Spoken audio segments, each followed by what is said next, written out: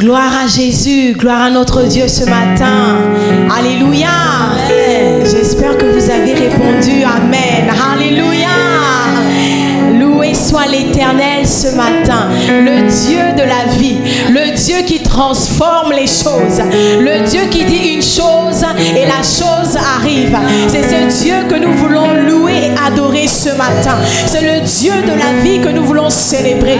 Alors joignez-vous à nous ce matin et élevons ce Dieu qui est tout puissant, qui est glorieux, le Dieu de miracles, le Dieu de nos vies, le Dieu des nations, le roi des rois, le Seigneur des seigneurs, l'Adonai, le propriétaire de nos vies. Ce matin, nous te bénissons. Ce matin, nous te rendons gloire. Ce matin, nous t'élevons. Ce matin, nous disons que tu es notre Dieu. Toi qui as transformé l'eau en vin. Nous croyons, Seigneur, que tu transformeras, Seigneur, toute situation favorablement, Seigneur, à notre endroit. Laisse que ton nom soit béni. Béni sois-tu pour la vie de mon frère. Béni sois-tu pour la vie de ma soeur. Béni sois-tu, Seigneur, pour cette nation. Béni sois-tu pour les ministères Flot d'eau vive. Béni sois-tu pour le peuple de Dieu. Béni sois-tu parce que nous croyons que par ta main puissante, le royaume avance. Les choses changent. Les choses sont transformées. Éternel Dieu de gloire, nous croyons que par ta puissance, Seigneur, la mort, Seigneur, n'a plus de pouvoir. Elle est anéantie, Seigneur. La gloire est à toi ce matin. Le Dieu qui a transformé l'eau en vin. Nous croyons que dans nos vies, tu transformeras toute situation défavorable. Et la faveur de Dieu sera notre partage. Ce matin, Seigneur, oui, nous faisons bien de l'acclamer. Nous faisons bien de pousser des cris de joie. Nous faisons bien de le célébrer. Ce matin, Seigneur, oh mon frère, ma soeur, ne restons pas insensibles. Ce Dieu est encore d'actualité et il agit encore. Alléluia. Le Dieu admirable.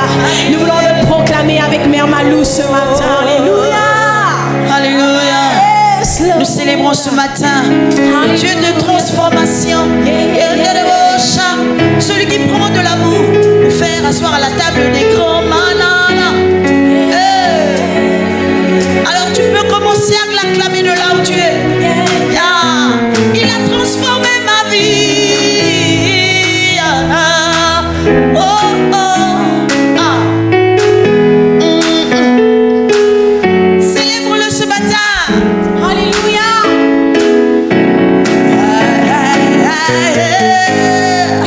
Tu transformes l'eau en vin.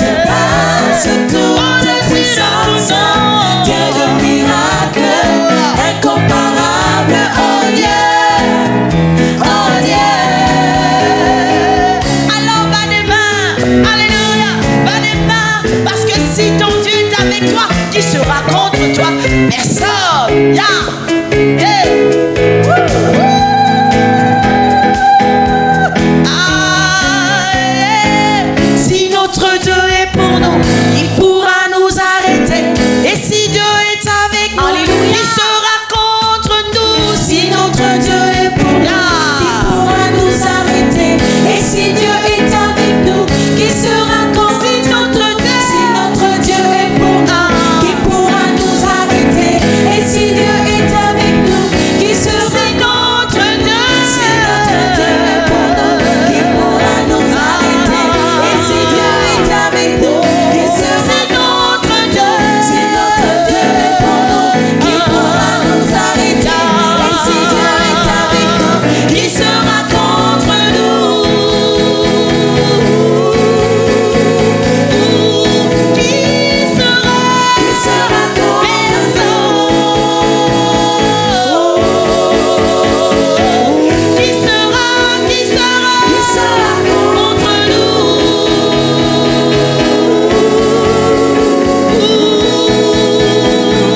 Qui sera contre nous? Ah, est-ce qu'elle est le Dieu admirable? Alléluia! Acclame et pousse des cris de joie parce qu'il est le Dieu admirable, mon Seigneur. Ah, admire-le et chante-le. Dieu admirable. Dieu admirable, inébranlable, incomparable. Il est le Dieu de ma vie. Dieu admirable, inébranlable, incomparable. Alors célèbre-le. Dieu admirable, inébranlable, incomparable. Dieu admirable, inébranlable, Est-ce qu'on va pousser des cris de joie? Dieu admirable. Dieu admirable, inébranlable, incomparable. Il est le Dieu admirable. Dieu admirable, inébranlable, incomparable. Alors célèbre-le, célèbre-le, célèbre-le. Admirable, inébranlable, incomparable.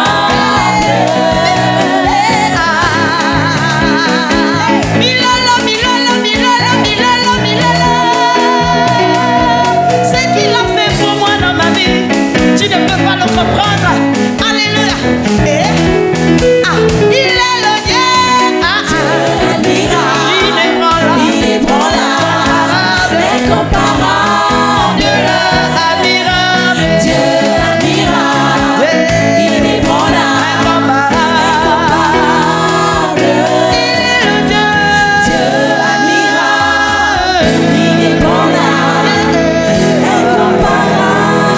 incomparable.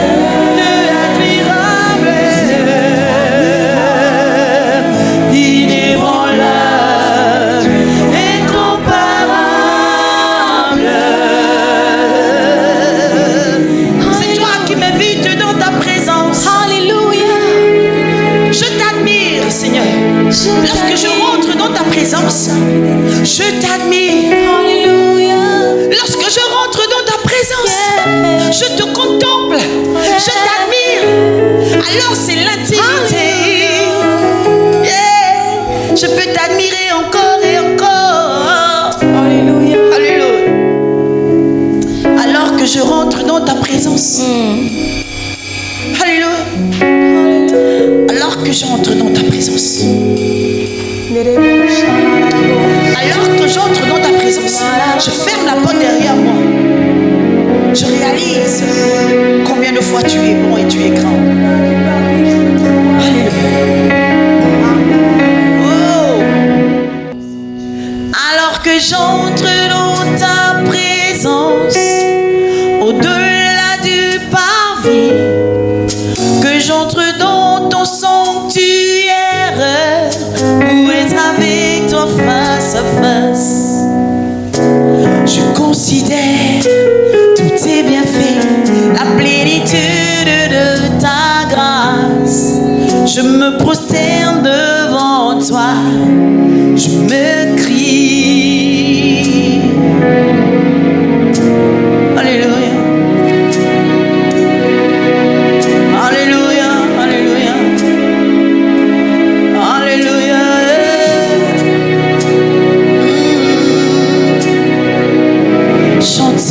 Alors que j'entends ta présence. Alors que j'entre dans ta présence. Au-delà du pavé. Que j'entre dans le sanctuaire pour être avec toi face à face. Je considère tous tes bienfaits, la plénitude de ta grâce. Je me prosterne devant toi, je m'écris. Alors que j'entre dans ta présence, au-delà du pavé, j'entre dans le sanctuaire pour être avec toi face à face. Je considère tous tes bienfaits, la plénitude de ta grâce. Je me prosterne devant toi, je m'écris. que tu es merveilleux en ce lieu, Dieu puissant. Tu es merveilleux en ce lieu. Abba Père. Tu es digne. Tu es digne d'être loué. Vers toi, Seigneur. Vers toi je lève mes mains. Tu es merveilleux en ce lieu, Dieu puissant. Tu es merveilleux. Tu es merveilleux en ce lieu, Dieu puissant. Tu es merveilleux. Tu es merveilleux en ce lieu. Abba Père. Abba Père. Tu es digne. Tu es digne d'être loué.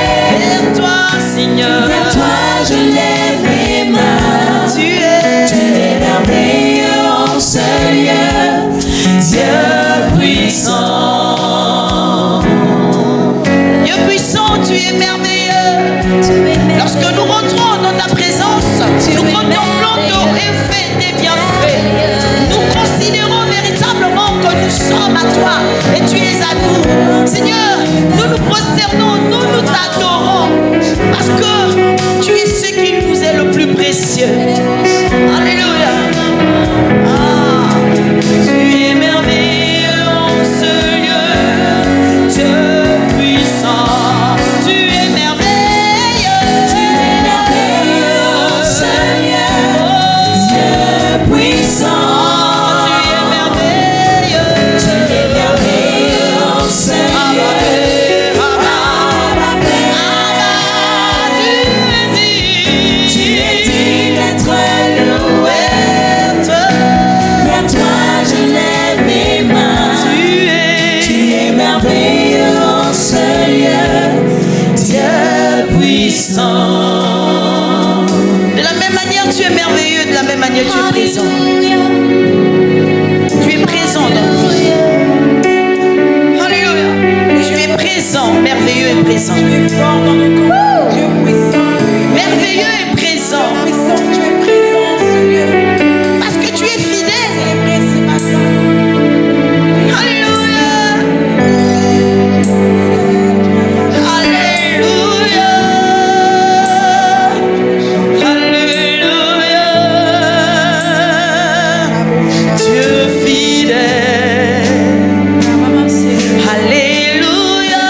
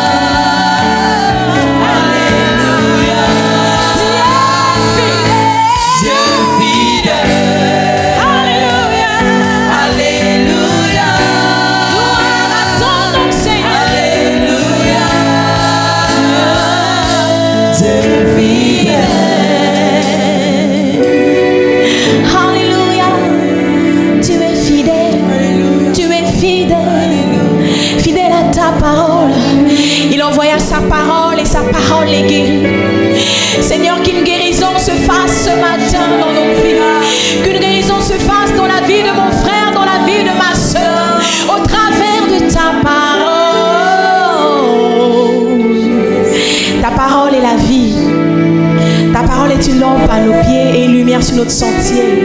Et ce matin, nous voulons recevoir la parole. Et nous acclamons notre Dieu pour cela. Car il en est digne, alléluia. Car il en est digne ce matin. Merci Seigneur pour ta parole qui nous guérira ce matin. Alléluia. Alléluia. Alléluia. Amen. Que toute la gloire revienne à notre Dieu et Père de notre Seigneur Jésus-Christ, comme disait l'apôtre Paul. Soyez bénis, soyez salués dans la glorieuse présence de Dieu. Nous sommes bénis d'être dans cette présence lorsque nous passons du temps à le louer, à l'adorer, à l'élever. Eh bien, nous sommes bénis en retour par cette même atmosphère, cette même présence du Saint-Esprit au milieu de nous. Nous rendons gloire à Dieu pour ces instruments qui nous ont conduits dans ces merveilleux moments. Alléluia. Nous voulons nous disposer et partager un bout des Écritures. Jésus a dit dans sa parole qu'à chaque jour suffit sa peine. Et l'homme ne vivra pas seulement de pain, mais de toute parole qui sort de la bouche de Dieu. Alléluia. Donc, à chaque jour, il y a un pain. Il y a une nourriture spirituelle, tout comme nous mangeons la nourriture physique. De la même manière, spirituellement, chaque jour, Dieu a pour nous une parole. Et assurément, aujourd'hui, le Seigneur a une parole pour vous. Il a une parole pour toi, il a une parole pour moi. Assurément, il veut nous bénir au travers de sa parole. Est-ce que nous pouvons prier ensemble, associer nos cœurs et prier ensemble au nom de Jésus? Nous te rendons toute la gloire, Seigneur notre Dieu. Merci de ce que tu rends toutes choses favorables et surtout possibles à cet instant. Nous voulons te soumettre nos pensées, te soumettre nos cœurs, te soumettre nos reins, afin que par ta présence, par ta parole, tu puisses encore impacter nos vies et que nos vies te glorifient, que nos vies te ressemblent de plus en plus, Seigneur Jésus. Merci Saint-Esprit, car c'est toi qui fais cette belle œuvre en chacun de nous, car tu es celui qui nous convainc au nom de Jésus. Que toute la gloire revienne à celui qui est le Dieu, le Père de toute la création, parmi lesquels nous sommes. Que la gloire et la louange reviennent aussi à notre Seigneur Jésus-Christ de Nazareth, au nom duquel nous avons prié. Amen. Amen et encore Amen. Soyez bénis. Nous voulons poursuivre aujourd'hui notre message ou notre enseignement que nous avons débuté il y a de cela 2 semaines en arrière sur le thème « Né pour triompher ».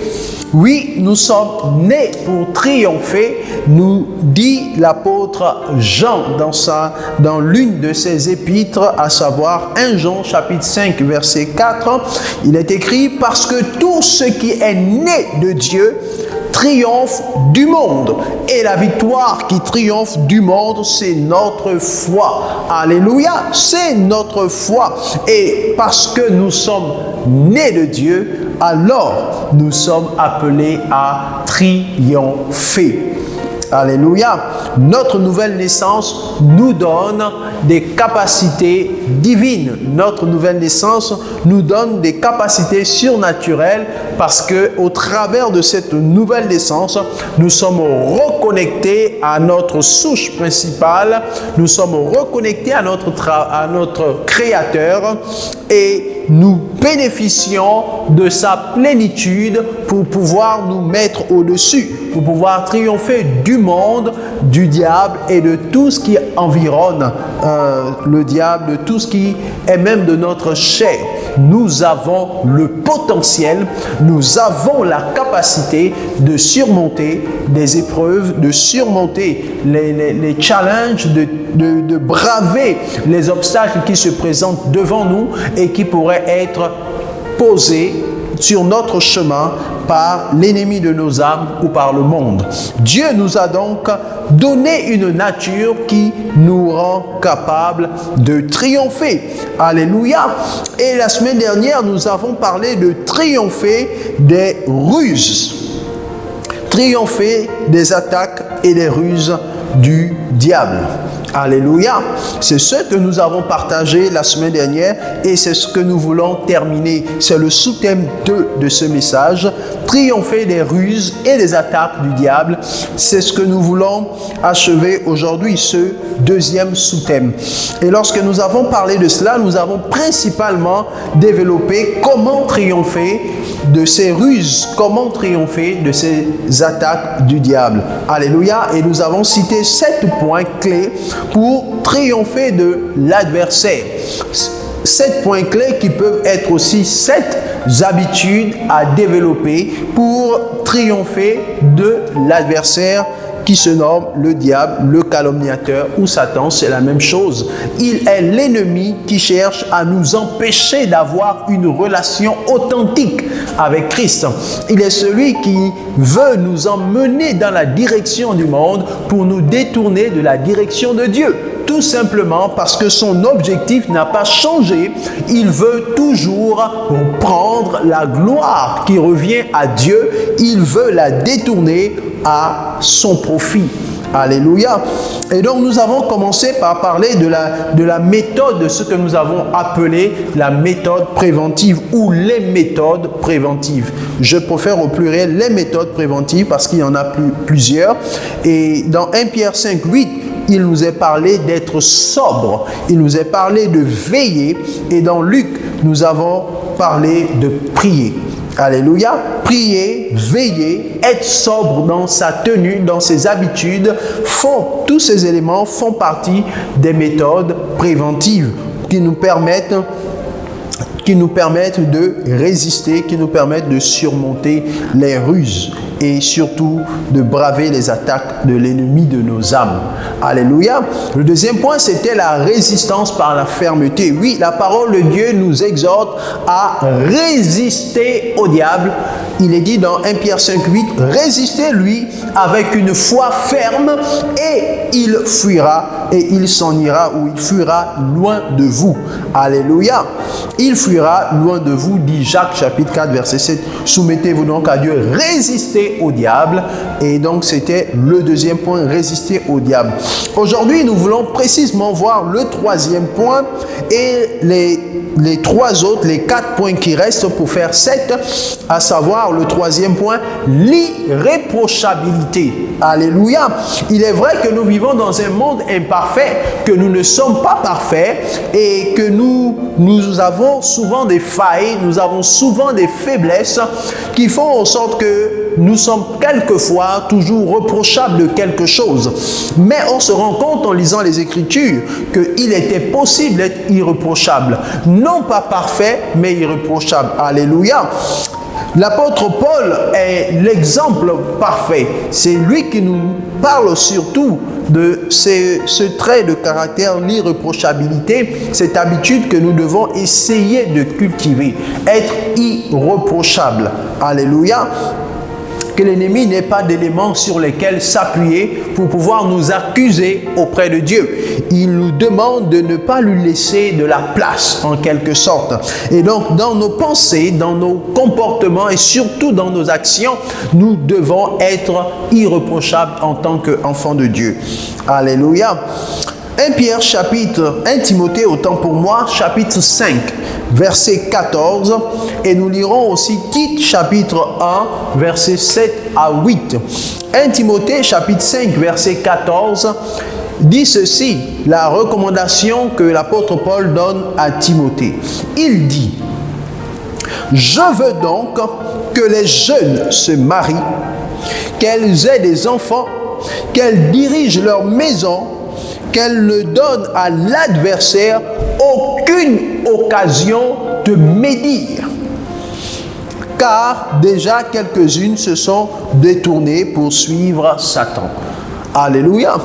Il parle dans ce texte des jeunes femmes de façon précise. Mais nous comprenons bien que cette consigne est valable pour tout enfant de Dieu qui veut vivre une vie productive avec Christ.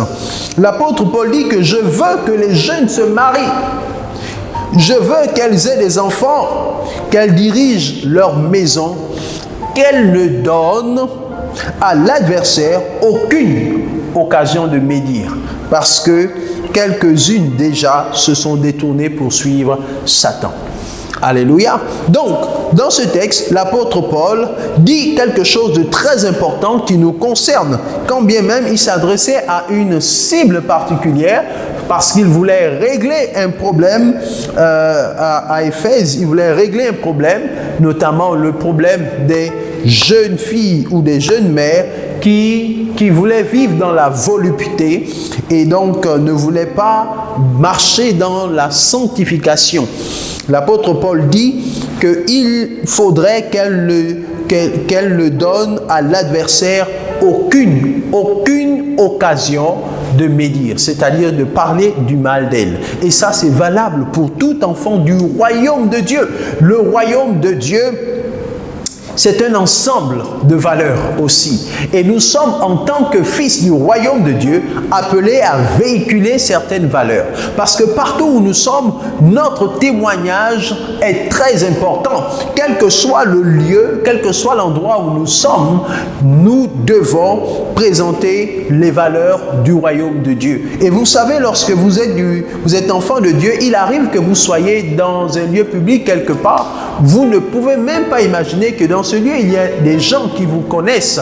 Et donc, l'attitude que vous allez avoir peut soit décourager les gens, si évidemment vous êtes une personne publique et que les gens vous connaissent, votre attitude, votre comportement en public peut soit décourager certaines personnes, soit les encourager, soit dire du bien de vous, soit dire du mal de vous. Pourtant, vous ne savez même pas qu'on vous observe, mais il y a des témoins de toutes vos actions, des témoins qui sont autour, que vous ne voyez pas, mais qui vous voient, qui vous observent. Et à un moment donné, vous pouvez simplement voir sur les réseaux sociaux une nouvelle vous concernant, alors que vous n'étiez même pas vous-même au courant de l'observation que les gens faisaient de vous. C'est pour dire que nous sommes des ambassadeurs. Et en tant qu'ambassadeurs, on est appelé à ne laisser à l'adversaire aucune occasion de médire de nous, de médire de notre maître. Alléluia. Si nous ne devons lui laisser aucune occasion de médire, cela signifie que nous devons être irréprochables. Alléluia. D'où le troisième point, l'irréprochabilité. Tite, chapitre 1er, versets 7 à 8. C'est toujours Paul qui s'adresse à Tite. Cette fois, il lui dit, « Car il faut que l'évêque soit irréprochable, comme économe de Dieu, qu'il ne soit ni arrogant, qu'il ne soit ni arrogant, ni colérique, ni adonné au vin, ni violent, ni porté à un gain déshonnête, mais qu'il soit hospitalier, ami des gens de bien, modéré, juste, saint et tempérant. » Alléluia.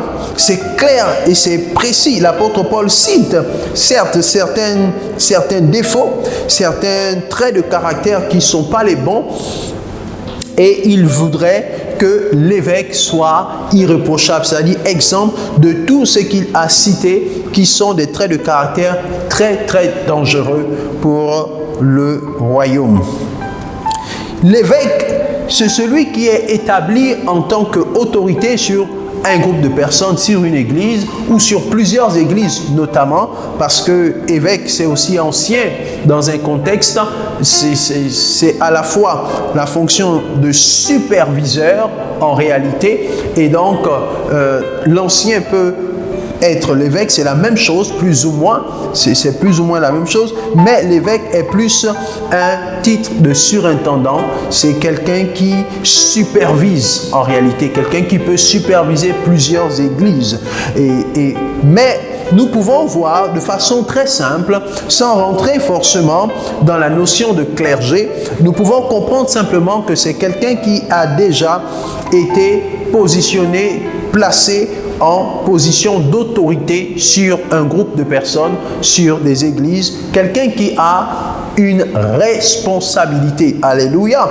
Ce qui est dit en fait à l'évêque qui est un surintendant est valable pour toute personne qui occupe une responsabilité quelconque. C'est ce à quoi je voulais arriver. Alléluia. On nous dit qu'il doit être irréprochable. Et dites-vous bien que ce n'est pas seulement quand on arrive au rang d'évêque qu'on doit être irréprochable. Non, au contraire, on doit d'abord être irréprochable pour ensuite monter les échelons et arriver à ces positionnements stratégiques dans la hiérarchie de l'Église ou dans la hiérarchie de l'entreprise. Il y a aussi évidemment des marches à gravir. Peu importe le domaine dans lequel nous nous trouvons, il y a des marches à gravir, et pour gravir ces marches-là, dans le contexte du royaume de Dieu, parce que nous avons un adversaire qui est l'accusateur, il nous est recommandé d'être irréprochables. Soyons irréprochables dans notre conduite. Soyons irréprochables dans nos paroles. Que de nos bouches ne sortent pas des malédictions et de mauvaises paroles. Non, que de nos bouches sortent des actions de grâce, des bénédictions. Que de nos actions les gens puissent retenir que le royaume de Dieu, c'est la paix, c'est la justice. Qu'ils puissent voir cela au travers de nous. Donc, nous ne devons pas donner à l'adversaire l'occasion de nous accuser, l'occasion de médire contre nous. C'est ce que veut nous faire comprendre l'apôtre Paul. Nous devons être irréprochables pour triompher. Alléluia. Nous nous rendons donc compte que nous avons le potentiel, nous avons la capacité de triompher, comme a dit l'apôtre Jean, car nous sommes nés de Dieu et donc nous triomphons du monde et de tous ses attraits. Nous triomphons du diable, mais nous devons savoir que ce triomphe-là ne sera effectif que lorsque nous aurons pris l'habitude de pratiquer ces éléments dont nous parlons. Et là, nous sommes en train de parler de l'irréprochabilité. Soyons irréprochables. Oui, nous vivons dans un monde imparfait, c'est clair. La perfection, comme diraient certains, n'est pas de ce monde, mais nous sommes appelés à être parfaits. C'est ce que nous devons comprendre. Et la Bible dit que Dieu lui-même nous perfectionnera. Même si nous n'avons pas la capacité d'être parfaits, mais nous avons le Saint-Esprit. Et Dieu nous dit que lui-même, il nous perfectionnera, il nous rendra inébranlables. Alléluia. En d'autres termes, le Seigneur peut nous aider à être irréprochables. Alléluia, mais c'est à nous de savoir compter sur lui. Nous devons donc réviser nos caractères, réviser nos réactions, réviser nos comportements, réviser nos pensées pour être irréprochables et ne pas donner à l'accusateur l'occasion de nous accuser sur quoi que ce soit. Alléluia. Le quatrième point que nous voulons développer, c'est cultiver la connaissance de la parole et la pratiquer. Ce point est incontournable dans tous les messages et dans toutes les stratégies que nous pouvons avoir ou mettre en place pour lutter, pour dominer, pour réussir, pour s'épanouir. La parole, la connaissance de la parole est le point incontournable. Alléluia. Josué a reçu cette consigne dans Josué 1:8. Il est écrit que nous devons méditer la parole jour et nuit et agir fidèlement à cette parole afin d'avoir du succès dans nos entreprises. Donc, la connaissance de la parole de Dieu est incontournable. Dans Luc chapitre 4, versets 1 à 13, nous avons le récit de Jésus et particulièrement la tentation dans le désert. Lorsque Jésus s'est fait baptiser, la Bible dit qu'il est sorti de l'eau et qu'il a été rempli du Saint-Esprit. Et après avoir été rempli du Saint-Esprit, la Bible dit que l'Esprit l'a conduit dans le désert. Et étant dans le désert pour jeûner 40 jours, il a été visité par le tentateur, par l'accusateur, par le diable, qui a essayé de plusieurs manières, qui a essayé de l'emmener à se prosterner devant lui et à renier Dieu. Il a été tenté à 3 reprises, dit la parole de Dieu. Et parmi les 3, il y a une des tentations qui est particulière. Celle où le diable dit à Jésus, dans ce texte-là de Luc 4, de 1 à 13, vous pourrez lire tranquillement, il dit à Jésus, lorsqu'il emmène Jésus sur le toit du temple, il lui dit de se jeter, car il est écrit qu'il enverra ses anges, c'est-à-dire que Dieu enverra ses anges pour te porter afin que tes pieds ne heurtent pas contre une pierre. Ça, c'est le diable qui propose cela à Jésus. Il lui propose de se jeter, car il est écrit que Dieu enverra ses anges pour le porter afin que ses pieds ne heurtent pas contre une pierre. Et Jésus lui répondra, il est aussi écrit qu'on ne tentera pas Dieu. Tu ne tenteras pas Dieu. En d'autres termes, ce qu'il était en train de lui proposer, c'était de tenter Dieu. Est-ce que Dieu va le faire? Est-ce que Dieu ne va pas le faire? Et Jésus lui répond, il est aussi écrit. Et lorsqu'il demande à Jésus de transformer les pierres en pain pour le manger, Jésus répond, il est écrit que l'homme ne vivra pas de pain seulement, mais de toute parole qui sort de la bouche de Dieu. Donc, on se rend compte que pour triompher de lui, il faut avoir la connaissance de la parole. Et c'est un problème aujourd'hui. Pourquoi est-ce que c'est un problème aujourd'hui? Ben pour la simple raison que les gens veulent ce qui est fast food, ce qui est rapide, ce qui est cuit. Les gens veulent avoir simplement des révélations, veulent entendre ce qui leur plaît et qui fait plaisir à leur âme. Les gens ne prennent plus le temps d'aller scruter les Écritures, de méditer les Écritures eux-mêmes. Et c'est la raison pour laquelle ils se retrouvent parfois entre les mains des gourous qui les exploitent, qui les utilisent comme ils le veulent, et après, ils sont dépouillés et se rendent compte qu'ils avaient fait le mauvais choix, parce qu'il n'y a pas la connaissance de la parole. Jésus avait la connaissance, ça lui a permis de triompher du diable dans le désert lorsqu'il a été tenté. Plusieurs des tentations qui se présentent devant nous nous exigent de connaître la parole de Dieu pour pouvoir aussi répondre. Il est aussi écrit. Alléluia. Il est aussi écrit. C'est indispensable d'avoir une bonne connaissance des Écritures. Je me souviens, il y a de cela quelques années en arrière, plus de 10 ans, lorsque plusieurs de nous, certains frères et sœurs, se sont mis à écouter certains messages et ensuite ont commencé à dire qu'il n'était plus valable, du moins la dîme n'était plus du tout valable et que c'était la loi et que nous n'avons plus le droit de donner la dîme à l'église et que nous ne devons faire que les offrandes volontaires. Si on veut, si on fait, si on veut, on fait, si on veut pas, on fait pas. Et donc, la dîme n'était pas du tout d'actualité aujourd'hui et que c'était pour la vieille époque de la loi de l'Ancien Testament. Et je n'en dis pas plus. Vous connaissez très bien cette discussion qui jusqu'à aujourd'hui fait encore couler de l'encre et de la salive chez certaines personnes. Mais lorsque ça a commencé à l'époque, avant les années 2010, je me souviens que nous avons eu une discussion et justement, cela a attiré notre attention parce que nous n'étions à l'époque que de jeunes fervents chrétiens et il fallait qu'on prenne une décision. Est-ce qu'on suivait le mouvement ou bien on restait sur les enseignements que nous avions appris à la base par nos pères dans la foi? Et c'est comme ça qu'avec certains compatriotes, nous nous sommes dit, il faudrait que nous-mêmes, on s'asseye et qu'on scrute les Écritures.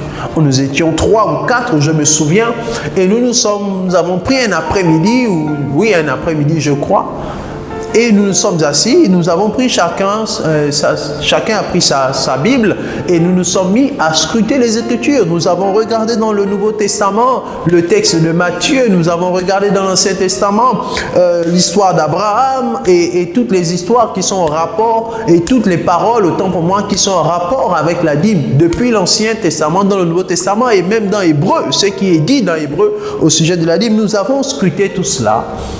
Et nous sommes arrivés à la conclusion que nous devons donner la dîme. Alléluia.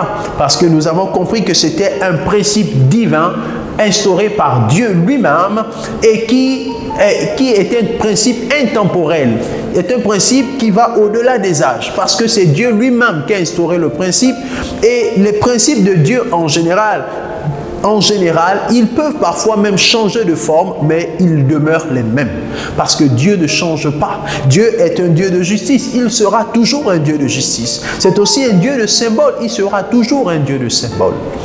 Alléluia, puisque la parole de Dieu nous dit qu'il est le même hier, aujourd'hui, éternellement. Et nous avons pris donc le temps et nous-mêmes avons trouvé qu'il était bon de donner la dîme. Alléluia. Et ainsi, lorsque nous avions des discussions là-dessus, nous disions, il est écrit aussi, oui, vous dites qu'il est écrit dans ce passage que ceci, mais nous aussi on répondait, il est aussi écrit dans tel passage, voilà. Conclusion, nous restons sur ce que nous avons appris avec le Saint-Esprit, qui nous a convaincus de faire ce qui était juste devant le Seigneur. Et c'est comme ça que nous avons triomphé par la grâce de Dieu.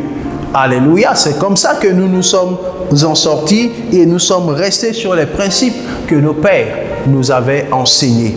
Et donc, il y a des situations comme ça où si vous n'avez pas une connaissance vous-même personnelle des Écritures, eh bien, vous vous retrouvez en difficulté. Parce que le pasteur ne sera pas toujours là à vos côtés. Le frère mature qui a l'habitude de vous écouter ou de prier avec vous ne sera peut-être pas présent dans certaines situations. Vous allez peut-être vous retrouver seul face à une situation donnée et il va vous falloir prendre une décision.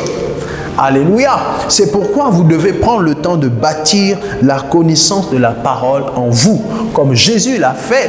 Certes, il était aussi Dieu, mais il a appris dans son jeune âge. Alléluia. Il allait au temple lorsqu'il avait 12 ans et il a appris la loi. Alléluia. Et ensuite, maintenant, il a fait valoir la grâce. Donc, la connaissance de la parole est indispensable. C'est une des armes que nous donne le Seigneur pour triompher de l'ennemi et du monde. Alléluia. Le cinquième point, c'est surmonter l'intimidation ou alors supplémenter l'intimidation.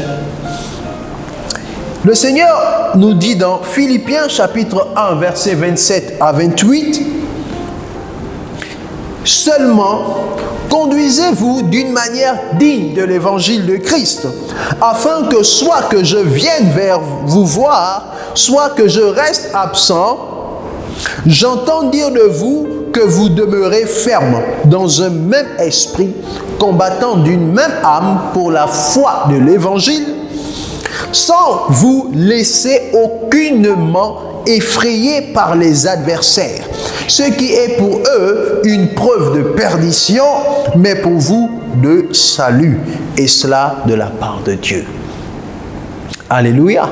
L'apôtre Paul exhorte les chrétiens de Philippe et il leur dit de se conduire d'une manière digne de l'évangile de Christ. Qu'il soit présent ou qu'il soit absent, il faudrait qu'il entende dire d'eux qu'ils sont restés fermes dans un même esprit, combattant d'une même âme pour la foi de l'évangile, sans se laisser aucunement effrayer par les adversaires. En d'autres termes, sans céder aux intimidations. Parce que lui-même avait été intimidé à plusieurs reprises. Plusieurs fois, il a été traîné dans les tribunaux. Plusieurs fois, il a été mis en prison. Plusieurs fois, il a été battu de verge. Tout cela pour l'intimider et l'emmener à cesser de prêcher l'évangile. Et l'apôtre Paul s'est toujours refusé de se laisser intimider par les adversaires de l'évangile, par quoi que ce soit, par quelque personne que ce soit, et très souvent animé par l'ennemi de nos âmes que nous appelons le diable. Alléluia. L'intimidation est un facteur de blocage. En fait, l'intimidation crée des blocages. L'intimidation est un facteur du non-accomplissement. L'intimidation est un facteur d'échec. L'intimidation est un facteur de manque de réussite. L'intimidation est un véritable problème. L'ennemi, quelquefois, sait déjà qu'il a été vaincu à la croix de Golgotha. Mais il va souvent vous mettre dos au mur. Il va souvent vous pousser à renier ce qui vous revient pourtant de droit. Si vous ne connaissez pas vous-même votre identité, si vous ne connaissez pas vos droits, alléluia, quelquefois, il vous intimide pour que vous puissiez lâcher l'affaire. Et lorsque vous lâchez, vous finissez par perdre. Pourtant, il suffit quelquefois d'être résolu, comme dit l'apôtre Paul. Ne pas se laisser intimider par les adversaires. Tous les apôtres, à un moment donné, ont été intimidés. Oui, certes, leur vie était menacée. Il arrivait des moments où ils prenaient la fuite. Mais ce n'était pas prendre la fuite par intimidation. C'était pour sauver leur vie et au contraire, continuer à prêcher l'évangile. Lorsque Pierre et Jean ont été arrêtés par les membres du Sanhédrin et que les membres du Sanhédrin leur ont interdit de prêcher l'évangile, ils ont été clairs avec les membres du Sanhédrin. Ils leur ont dit clairement, jugez s'il est bon d'obéir à Dieu plutôt qu'à vous. Et donc, ils ont refusé catégoriquement de cesser de prêcher l'évangile. Quelle que soit la raison, ils ont dit que c'était Dieu qui leur avait donné le mandat de cette mission et par conséquent, ils ne pouvaient pas arrêter, quoi qu'ils avaient devant eux les autorités de la nation. Ils leur ont clairement fait savoir qu'il était mieux d'obéir à Dieu plutôt qu'aux hommes.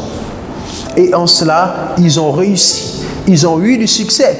Beaucoup de personnes ont été sauvées. S'ils s'étaient laissés intimider par les membres du Sanhédrin et qu'ils avaient cessé de proclamer l'évangile parce qu'ils avaient été menacés par leurs adversaires, ce qui se serait passé, c'est que beaucoup d'autres personnes n'auraient pas reçu Christ par la suite et l'évangile n'aurait pas parcouru toute la terre. Peut-être que nous n'aurions pas reçu l'évangile. Si nous avons reçu l'évangile, c'est parce que certaines personnes ont refusé de se laisser intimider. Et nous devons être conscients que cette mission n'est pas qu'une mission naturelle. Elle est aussi surnaturelle. Alléluia. Parce que notre adversaire, ce n'est pas la chair et le sang. Notre adversaire, ce n'est pas la chair et le sang. C'est les dominations, les principautés. Bref, derrière, c'est l'esprit de celui qui domine, qui s'appelle Satan.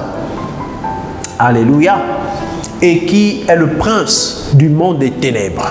Ténèbres veut dire ignorance. En fait, il règne grâce à l'ignorance que certaines personnes ont. Il règne sur l'ignorance de quelques-uns. Mais lorsque nous avons la connaissance, il est difficile pour lui de régner parce que la connaissance est égale à la lumière. Mais l'ignorance est égale aux ténèbres. Et plus on ignore nos droits et on ne les réclame pas, plus il règne, il bloque nos grâces, il bloque nos bénédictions.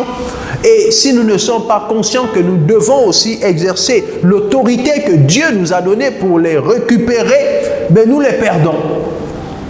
Et lui, il s'en sort ragaillardi parce que ignorance quelque part. Et donc nous ne devons pas nous laisser intimider. J'ai le témoignage, et même plusieurs témoignages de certains frères et sœurs qui devaient se déplacer, ou même qui avaient des enfants qui devaient voyager pour aller à l'étranger, pour leurs études ou pour d'autres raisons, et qui, pour obtenir le visa, pour pouvoir voyager, devaient d'abord avoir des entretiens, comme ça se passe dans les consulats et autres. Et puis, je me souviens particulièrement du témoignage d'une sœur dont l'enfant avait des difficultés. En fait, tout montrait que ce n'était plus possible du tout.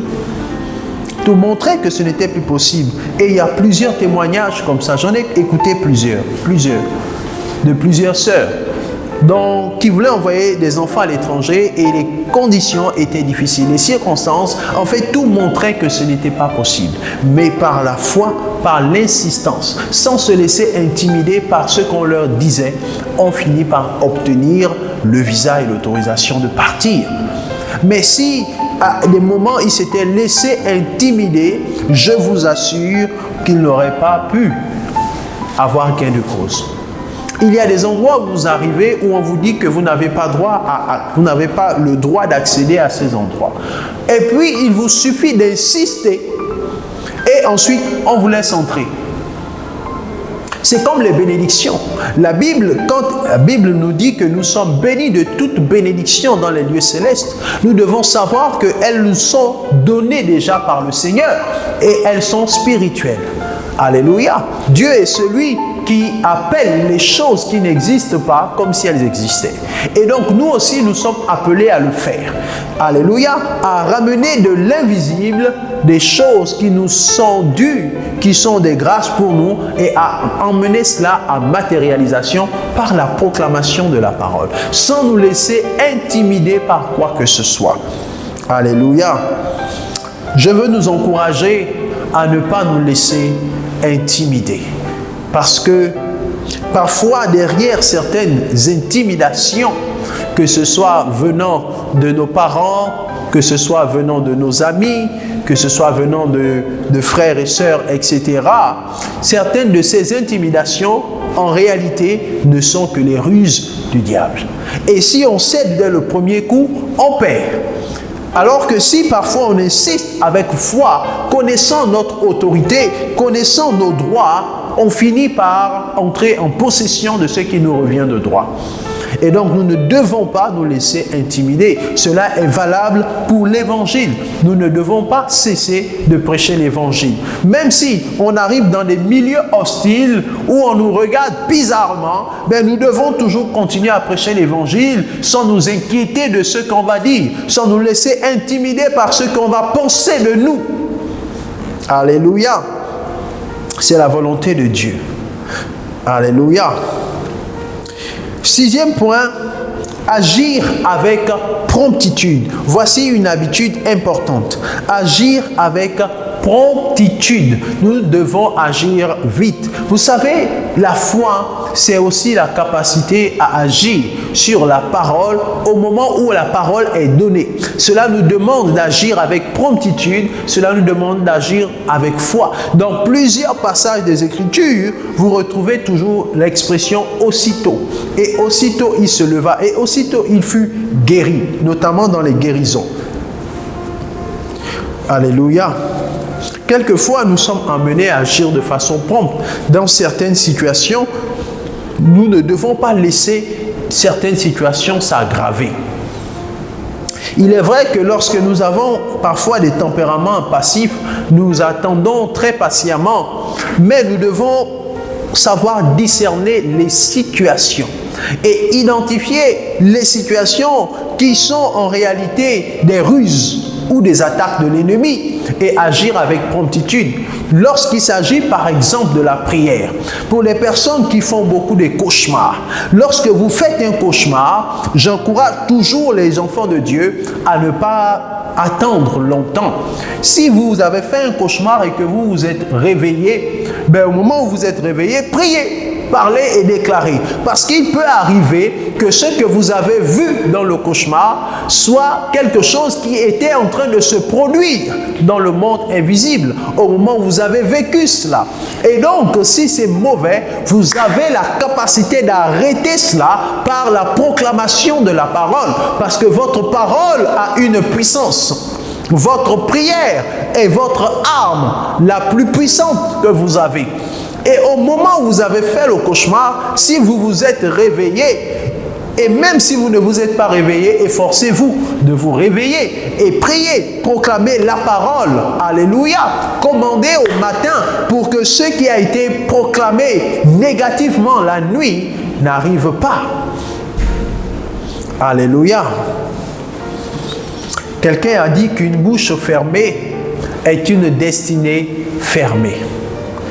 Et donc, nous devons agir avec promptitude, de manière prompte, et ne pas laisser le temps s'écouler au-delà de l'acceptable. Il y a des situations qui commencent doucement, lentement, négligemment, et puis après ça devient de véritables problèmes. Et cela n'aurait peut-être pas été un problème aussi immense si au moment où cela a commencé, nous avons identifié et nous avons agi pour empêcher cela avec promptitude. La sagesse biblique nous exhorte à cela. Luc chapitre 12, verset 58.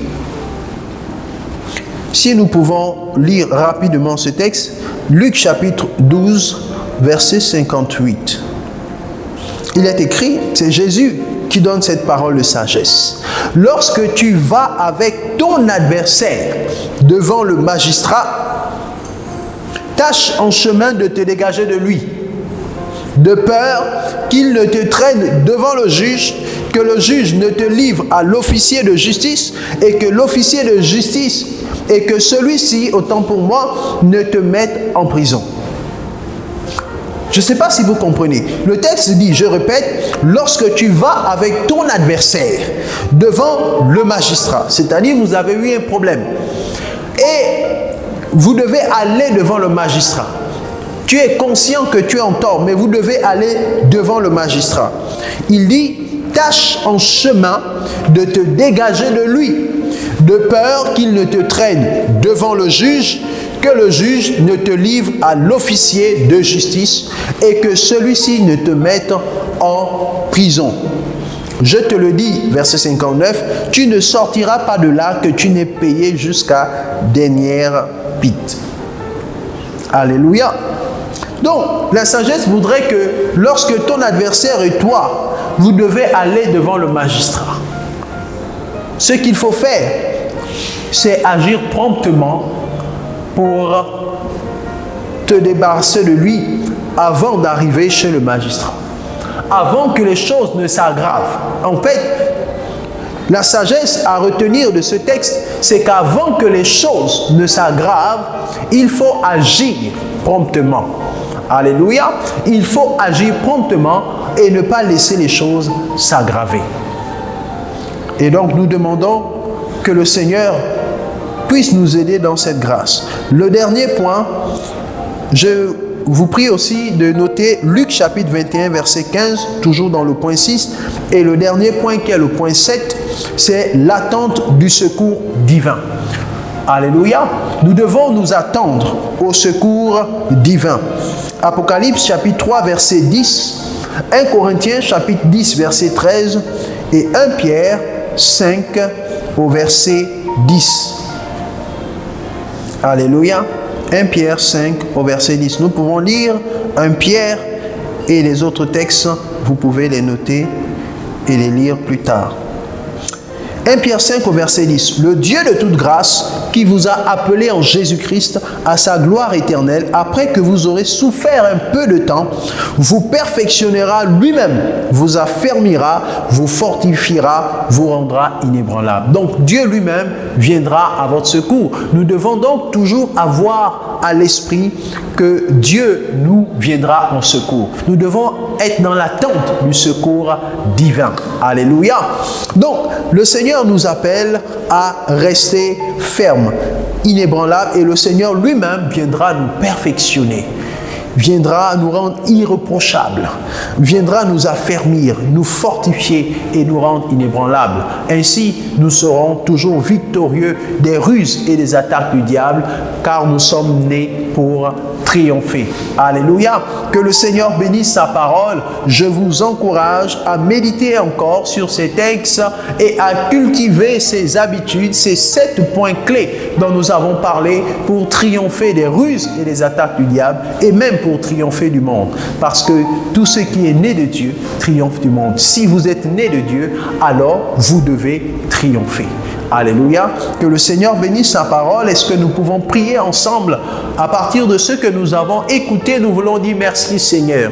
Nous voulons dire, oh Dieu, donne-moi de cultiver ces habitudes. Donne-moi d'être sobre. Donne-moi de veiller. Donne-moi de prier. Prions ensemble. Élevons nos voix et proclamons. Parlons à Dieu. Seigneur, donne-nous la force d'être sobre. La force de toujours être en veille. De toujours être en prière. Donne-nous de résister au diable comme dit dans ta parole. Et il fuira loin de nous. Donne-nous, Seigneur, oh Dieu, d'être irréprochable dans notre conduite, dans nos paroles, dans nos actions, dans nos pensées. Donne-nous d'être irréprochables. Seigneur, nous prions afin que nous soyons toujours versés dans la connaissance de ta parole, que nous puissions cultiver cela, que nous puissions, Seigneur, travailler à ce que nous soyons prompts et non pas laxistes, à nous attendre aussi à ton secours. Saint-Esprit, merci de faire cette belle œuvre en nous. Nous te rendons toute la gloire au nom puissant de Jésus-Christ de Nazareth. Amen. Que le Seigneur nous bénisse. À la prochaine pour la suite et surtout, n'oubliez pas l'essentiel, nous sommes nés pour triompher. Dieu nous bénisse et à très bientôt.